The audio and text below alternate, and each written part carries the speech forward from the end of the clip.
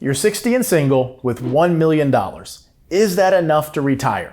We're going to look at a few different scenarios in today's video, specifically the income planning, including Social Security, healthcare planning, which is extremely important if you retire at age 60, and the allocation of your investments. We're also going to cover what could go wrong and what you should be aware of if this is you.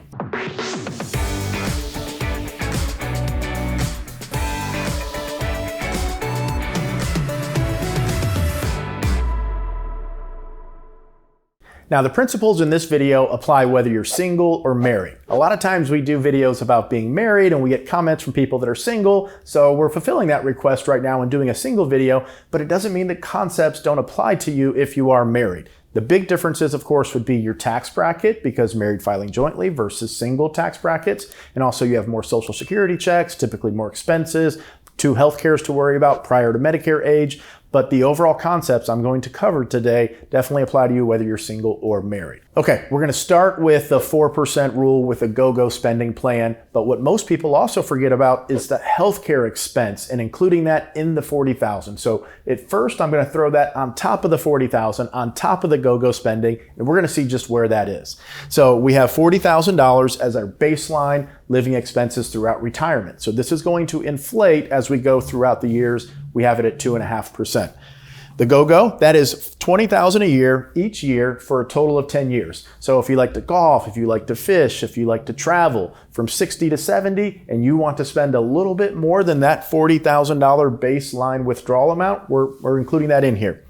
And then the healthcare. So this is, it has 2 components. The $13,000, that is the cost of health insurance plus the average out-of-pocket expenses for someone in this country that's 60 years old. Health insurance is tremendously expensive. You're looking at $800, $900, maybe $1,000 per month just for health insurance at age 60. $5,102, that is once you're on Medicare, that's the average cost of the out-of-pocket expenses that someone in that situation typically faces annually. The big question that I would have if I was just on the phone with someone having this conversation and they told me they had $1 million and wanted to have those spending parameters that I just went through is, what is the composition of the $1 million? So here we have $750,000 inside the IRA, $250,000 inside the non-qualified account. Non-qualified is outside of your IRA, could be your investment, could be savings, could be CDs, could be whatever, but it's non-qualified. Retirement accounts are considered qualified dollars. An easy way to think about this is that you qualify to pay taxes whenever you make a withdrawal. Sarcastic, of course, but when I first got into the business a long time ago, that's how I remembered what qualified versus non-qualified dollars were. So the first thing that would come to mind for me if I was having a conversation with you in this situation would be, okay, what is the composition of this $1 million? Because healthcare, that is a big out-of-pocket expense for someone who's retiring at age 60. So we need to start to look at how can we have a distribution plan in those first 5 years that helps to reduce those healthcare costs. Now, I'm not going to go through this whole calculation and show you how to do it. We have other videos on the website, but I can tell you where to go. So the Kaiser Family Foundation website, they have a really good healthcare subsidy calculator. If you go to that website, you can input your state, you can input your personal information and look at what's called your modified adjusted gross income. Now, it's important here is that some states are on the federal exchange and some states have set up their own exchange. I want to say there's 13 states that have their own exchange. Don't hold me to that, but it's somewhere around that number. And then you have other states that actually have their own exchange, but they run it through the federal healthcare system. Why does this matter?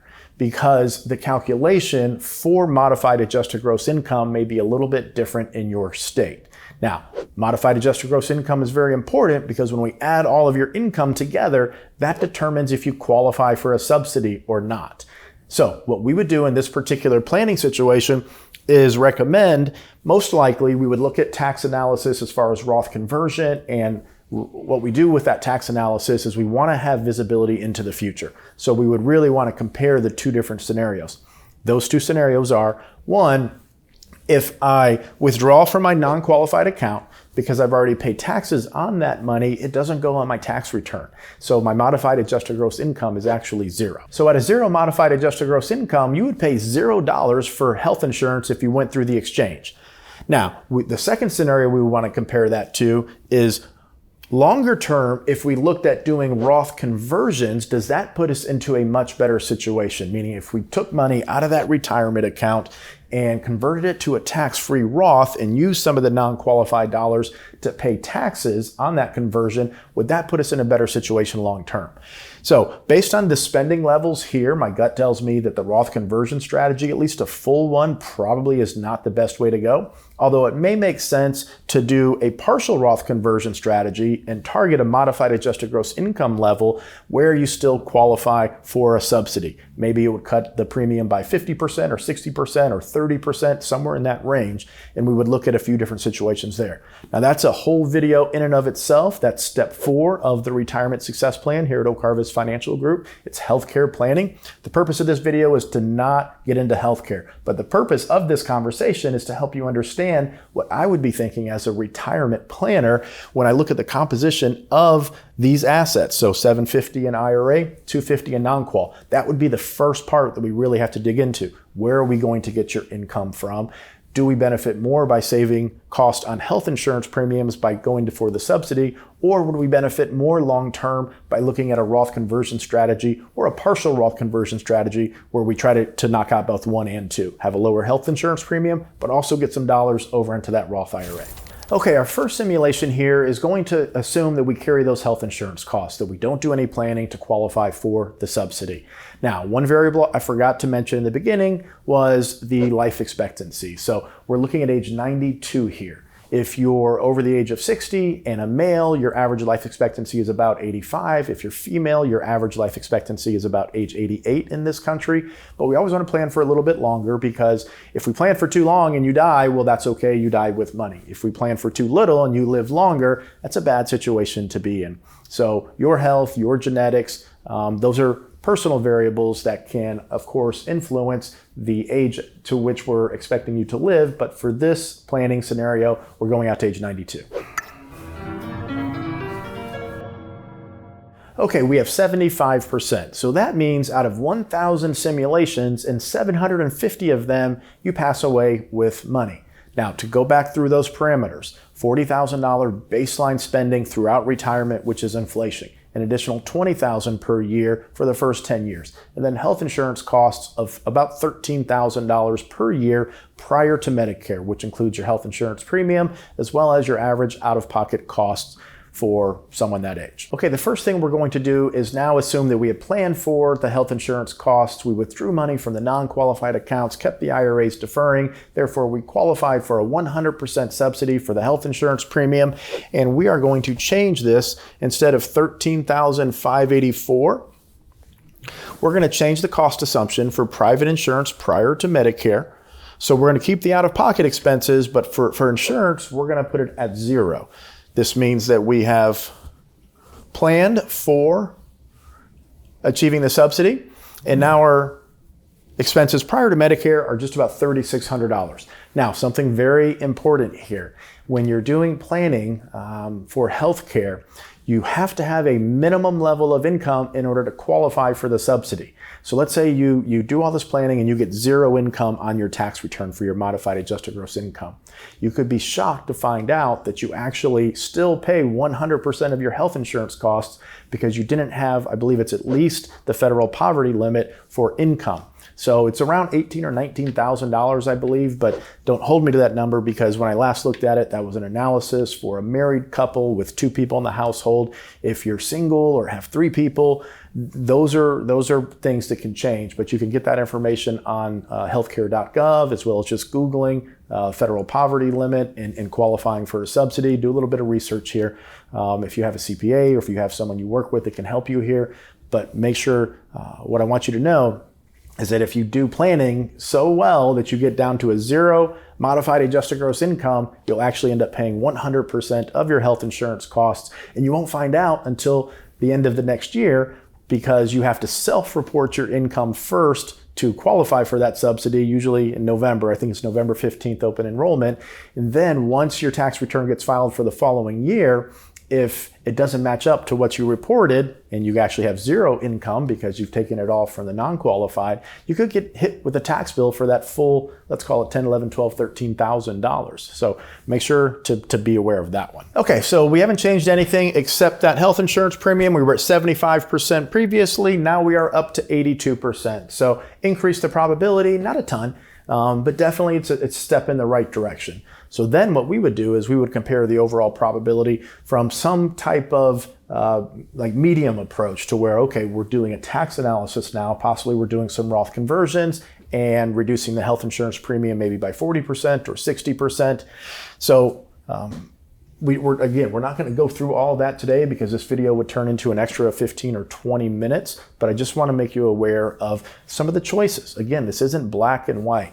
A lot of the decisions that you have to make in retirement, there's much more of an art to it sometimes than just a science. But we gather the information, help you make the best decision possible, have conversations about it, discuss the benefits, the things that you should consider, and together with all of that information, we hope that you can make a better decision. Okay, now we want to look at the risk tolerance and how possibly adjusting the portfolio, even at the slightest amount, can impact the probability of success. So I've set the risk tolerance or willingness to take risk at a moderate level, which is pretty common. So we started out at a 60-40 portfolio. The software is saying mathematically, if we increase ever so slightly the exposure to equities over this 32-year period of time, the probability of success jumps up to 85. And this is only 1% more stock. Now, that seems like a very small adjustment, something that maybe is irrelevant, but when you look at mathematically just 1% more stock, so 61 instead of 60, it is super tiny. I get that. But over a 32-year period, it's tens of thousands of dollars, maybe $15,000, $20,000, $25,000 if you just look at the average rate of return. So all that's doing is, again, mathematically, it's jumping our probability from 82 to 85. In reality, this is just a snapshot in time. If the markets perform a little bit worse than expected, it could actually drop it. If they perform better, it could maybe slightly increase it. The point is that when we change even the smallest allocation to our investments, it has a consequence on our long-term success probability. So when we look at the difference between averaging 6% versus 5.5%, oh, it's just 0.5% per year. Well, that could be, again, tens of thousands, hundreds of thousands of dollars. So how you allocate your money is tremendously important, and even the smallest adjustments or increase or decrease in performance or exposure to equity or bonds or commodities or other asset classes over a very long period of time, like retirement, can have tremendously consequential impact on your retirement. All right, we want to look at Social Security now. So in the original analysis, we assumed Social Security was taken at age 67, which is full retirement age, and it was $2,800 a month. So we see here the probability of success. This is what we would most often see in this scenario. If someone had $1 million and they wanted to retire at age 60, they start doing all this thinking, well, I want to preserve my savings. I don't want to pull out from there, so I'm going to go ahead and turn on Social Security. I actually just had a conversation with a client just yesterday where he comes in and I hopped in to say hello. I haven't seen him in about a year or so. He's working with one of our other advisors. And first thing he says is, well, I went and turned my Social Security on. I was like, well, did you want to give us a call so we could run through that analysis and show some of the benefits and considerations? Now, he was at 99% no matter what he did, but still, we like to do that analysis to help understand what the impact of that decision is. That's what all of this is about, understanding the impact of your decisions. So, little side story, back on track here. That's often what we see though, especially if you want to retire at 60 with about $1 million saved. The thought process naturally is, I need to preserve my money and take Social Security sooner.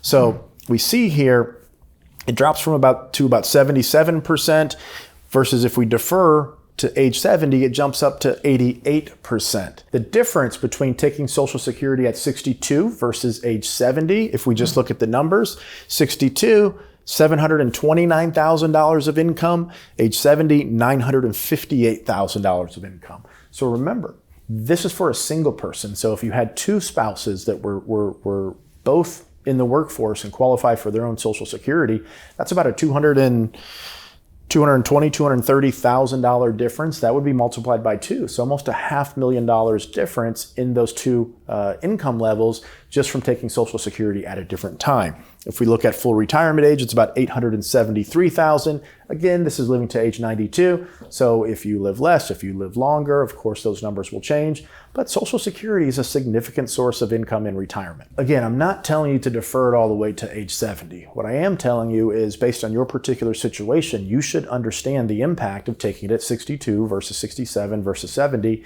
and those other ages in between. Once you have that information, you can make a more intelligent decision.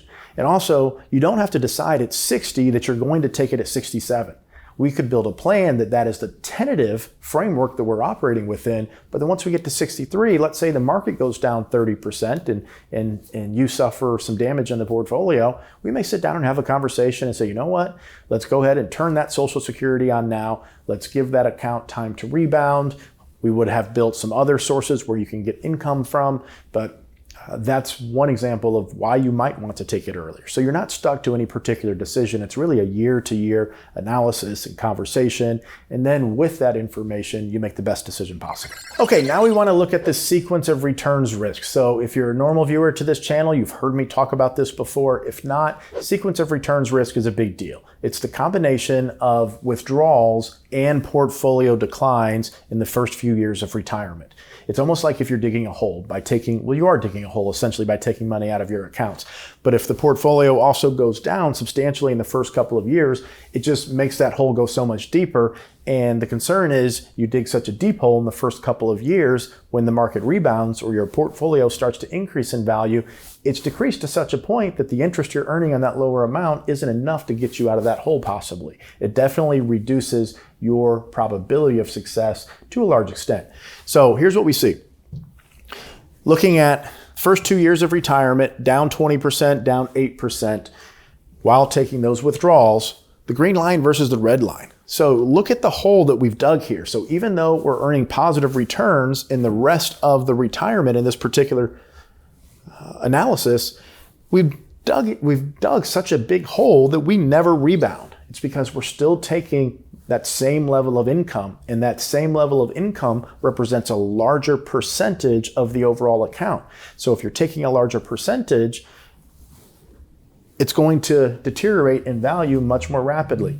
So this is really important. So one of the things that could go wrong is either you have too aggressive of a portfolio in retirement relative to your income needs. We call this your portfolio's capacity for risk. If you have a large capacity for risk, that means the percentage of income that you need to withdraw is small relative to your account balance. It means you have a large capacity for risk, because if the markets go down, you won't be jeopardizing the security in your retirement with sequence of returns risk.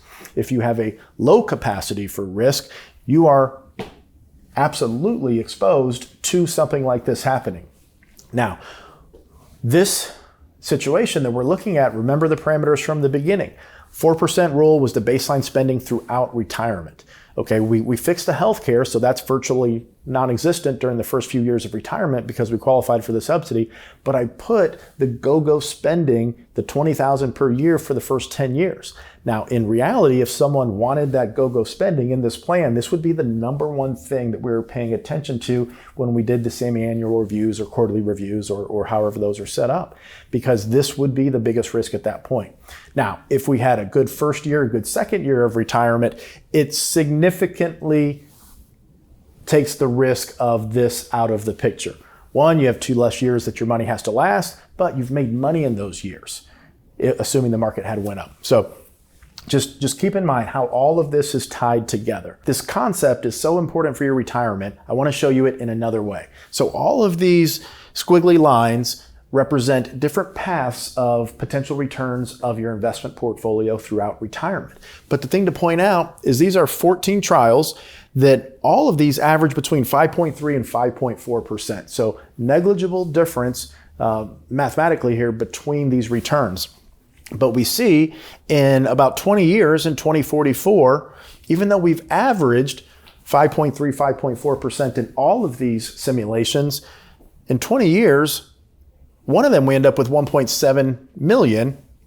This other one down here, we have 636,000. The averages are virtually the same. What's different is the sequence of returns when combined with taking withdrawals from the portfolio with this go-go spending plan. So this is why we have to create visibility with our decisions into the future. This is why everything that we do here, and I'm showing you, is so important, but it's also why you have to stay connected to your money, connected to your plan, and connected to that visibility over time throughout retirement. This is why relationships are so important, because we could start out going down a really good path here, but all of a sudden, 3 years in, 4 years in, 5 years in, that path has changed significantly, and now we're on a trajectory to be way down here. But if we don't have that visibility to see the new trajectory based on what's developed over the first 3, 4, 5 years of retirement, we may be feeling pretty good sitting rosy over here, but have no idea that we're actually on a bad path. Okay, now I want to look at changing the allocation. This is step 1 of the retirement success plan, determining your allocation. This is very important. As we saw earlier, just that slight increase of the exposure to equities increased the probability of success from 82 to 85%. So in this column, we actually have the original 60-40 portfolio. And over here, just that 1% increase in equity exposure changed us from a 5.36% long-term expected rate of return to about a 5.5%, 5.57. So just that little bit changed it from 82 to 85%. So again, it's a small example, not that big of a deal, but it does kind of open up our eyes to how these changes in allocations. So next time you're thinking about buying a stock or selling a stock or making movements inside the portfolio, understand that these do have significant long-term ramifications. But what we want to do with this, so we have, this was the current, the 60-40, this was that slight adjustment. Now I've created a very aggressive portfolio and a very conservative portfolio, and we are going to run these numbers. I haven't run the numbers yet. So composite return here, 7% versus 4.65. But standard deviation, so without getting too complex here, think of standard deviation as the ride that you experience in retirement as far as your portfolio returns. A bigger standard deviation means it's a more volatile experience. Smaller standard deviation means it's a more smooth experience. So this starts to get into a concept called risk-adjusted returns, where we want to have for every unit of risk that we take, we want to have more and more reward, at least relatively speaking. So we're going to calculate all these scenarios. This is really interesting to me. So the more aggressive portfolio actually drops our probability of success to 80. That's not surprising, because the more aggressive we get, the introduction of more not good scenarios we bring into the picture. So in some of these 1,000 simulations, when things go really bad in the portfolio, it's going to be reflected because we have such a bigger standard deviation. We took some big dives in certain years. The portfolio wasn't able to recover. Not surprising at all. What is a bit surprising to me, though, is the more conservative portfolio than our 60-40 actually increased the probability of success the same way that just a slight increase to the equity exposure did in this simulation here. So now, one thing to point out is all of the simulations are using the same return. So it might be plus 5%, minus 10%, plus 22, plus 25, that sequence, it's the same across all of these simulations. Now, what I take from this is the more conservative portfolio is probability-wise the same here, just simply because there was a more smooth ride throughout retirement. When the market went down, the portfolio hits weren't that large. Of course, when the market went up, the gains weren't as big either, but it just evened out over time in the simulation to result in the same probability. The experience that, let's say these are two different people, two different investors, even though the probability of success is the same, their experience is going to be a lot different throughout retirement. This one is going to be a lot more smooth. Think kind of first class in Delta or United or American. And this one, okay, it might be a little prop plane, right? A little bit more kind of volatile. Okay, the last module I want to go through with you is the play zone. So if you don't like 85%, and 85 is a good number, right? I would feel comfortable with somebody retiring with an 85% probability. I'd feel comfortable even a little bit below that. Now, it doesn't mean that we would want to improve that. We absolutely would. And again, this is without us doing any planning. This is just the initial analysis. But it's not the end of the world at 85%, because that still means 850 out of 1,000. We're fine. We're passing away with money. But at the same time, I know through the ongoing relationship, staying connected to the plan, having visibility into the future based on performance of the portfolio, how much money is actually withdrawn, making adjustments, having those conversations, adding tax planning in, those things are going to increase the probability theoretically over time. So I personally would be comfortable with this. But let's say you're not. You say, okay, Troy, maybe I don't need $20,000 of go-go spending. That was just a number I told you because I wanted to see if it was possible. But really, I think maybe just one trip a year. I also do a lot of maybe woodwork in the garage, so I'm not going to spend too much money. I'm not going to travel too many places. How does this just really quickly, if we bring this down to 12,000, how does that impact my probability of success? Well, it gets us up to 90. Okay, let's say just a little bit less, maybe 10,000. 92. So the cool thing about the play zone scenario is all of our clients have access to it. So we can put different goals that we have in here and they get to go in and do exactly what it says. Play around with those numbers using the sliders. Base living expenses, we started with 40,000. This should have a bigger consequence because it's forever, where the go-go is just the first 10 years. Now look at that, jumping from 40 to 50, even with the reduced go-go, drops us to 63%. All of these decisions, year to year to year, that we make have a pretty big impact on our retirement. Most important things, let's have a plan, let's stay connected to that plan that creates visibility into the future of how these decisions are affecting our security, and then make adjustments as time goes on. So the original question was, is $1 million enough to retire at age 60? So of course it is, but it depends on what lifestyle you want to have. If you don't want to spend $40,000 a year or $60,000 a year, of course, a lot of people can live on their Social Security, but you've worked hard for a very long period of time. Is it enough to retire and provide the lifestyle that you want in retirement? That's the better question. So a couple things we covered here. Healthcare planning, which is step 4 of the retirement success plan. It's important to have IRA dollars because that's where most of your money probably is, but also non-IRA dollars, non-qualified money. And that's because 2 reasons primarily. 1, we can use those non-qualified dollars to pay taxes on doing Roth conversions, so we can move money out of that tax-infested IRA into the Roth IRA, use the non-qualified dollars to pay tax preferably, or, as we went through in this video, use those non-qualified dollars in conjunction with the IRA or a partial conversion strategy to provide income. So we target a modified adjusted gross income level that allows you to qualify for a subsidy to get your health insurance premiums cut by 40% or 60%, possibly even 100%. Second thing we covered here was Social Security. Understanding that the impact of taking it at 62 versus 64, 66, 70, whenever you take it, just understand that typically the difference is in the hundreds of thousands of dollars of lifetime income that you'll receive and how that impacts your overall probability of success. That's income planning as part of the retirement success plan, step 2. Step 1, of course, is allocation planning, and we went through that a couple different ways, but understanding that every tweak or adjustment that you make to your investment portfolio changes these probability of success numbers. So just understand that concept. That's the main thing we wanted to communicate here. And then the last thing is just staying connected, having visibility, and understanding the choices that you make, the actions that you take, how they impact your overall probability of success.